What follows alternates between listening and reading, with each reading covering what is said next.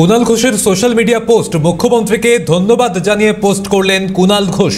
প্রথম আলাপ 1987 সালে, তারপর দীর্ঘ যোগাযোগ, প্রবল স্নেহ পেয়েছি, নানান অভিজ্ঞতা হয়েছে।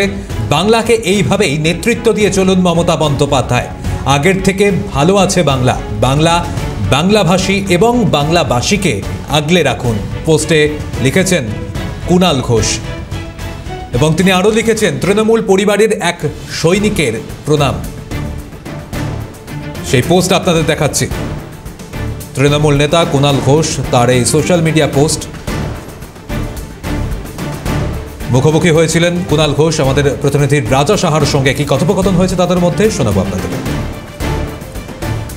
আজ দ্বাদশী, একেবারে বাতাসে বিষাদের সুর। আমার সঙ্গে কুণাল ঘোষ, তৃণমূল মুখপাত্র, প্রতিদিন যেভাবে দলকে ডিফেন্ড করেন তিনি আমার সঙ্গে রয়েছেন। কুণালদা, শুভ বিজয়া। শুভ বিজয়া। বলছি, বিষাদের সুর বাতাসে, আর এই সময়কালে আপনার দুটো ফেসবুক পোস্ট যা কার্যত বিষাদের বার্তায় দিচ্ছে। কারণ আপনি প্রথম দিন লিখলেন যে আপনি একটা বড় অন্য মাঠ দেখতে পাচ্ছেন, যে মাঠ সমষ্টিগত একটা ম্যাচ হতে পারে, যদিও সেটা আপনি লিখছেন যে ঝাপসা, স্পষ্ট নয়।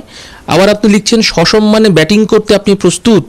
আমার বক্তব্য, সসম্মান, কোনো জায়গায় সম্মানের কি কম পড়ছে কুণাল ঘোষের? একটু না, আমি যেখানে আছি, মমতা বন্দ্যোপাধ্যায়ের নেতৃত্বে তৃণমূল কংগ্রেস, অভিষেক বন্দ্যোপাধ্যায় যার সাধারণ সম্পাদক, আমি আমার কাজ করে যাচ্ছি। কিন্তু বিষয়টা শুধু আমার একার কাজের বিষয় নয়, এটা একটা সমষ্টিগত বিষয়। আমি দলের ভেতরের কোনো বিষয়ে কোনো মন্তব্য করব না। মন প্রাণ থেকে চাই 250 সিট নিয়ে তৃণমূল কংগ্রেস জিতে আসুক এবং মমতা বন্দ্যোপাধ্যায় রেকর্ড বিধায়ক নিয়ে চতুর্থবারের জন্য মুখ্যমন্ত্রী হন, এবং সেটাই হবে।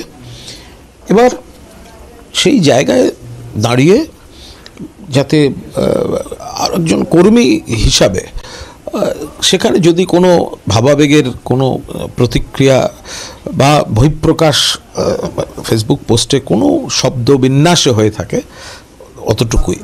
সকালবেলা আপনি আবার একটি পোস্ট করেছেন, দলনেত্রী আপনাকে শুভেচ্ছা পাঠিয়েছে, বিজয়ার শুভেচ্ছা, এবং ঈশান কোণে মেঘ, একেবারে লড়াইয়ে জেত পাচ্ছেন, যাবতীয় সব লিখে। আমার মনে হয় এটা এইভাবে ধরে নেওয়া ভালো যে যেহেতু সামনে নির্বাচন, ফলে ঈশান কোণে মেঘ বলতে এই যে সাম্প্রদায়িক রাজনীতি, বিষ সমাজের মধ্যে, বিকৃত প্রচার, ধর্মান্ধতা, ধর্মের মেরুকরণ, রুটি কাপড়া মাকান থেকে সরে গিয়ে ধর্ম ধর্ম ধর্ম, এগুলোই একটা ঈশান কোণে একটা মেঘের মতো। এবং এই শক্তিগুলো যে অপপ্রচার করতে আসছে, তাদের বিরুদ্ধে আমাদের জেদ বাড়ছে লড়াইয়ের, এটা মানে এইভাবে ব্যাখ্যা করে নেওয়াটাই বোধহয় ভালো।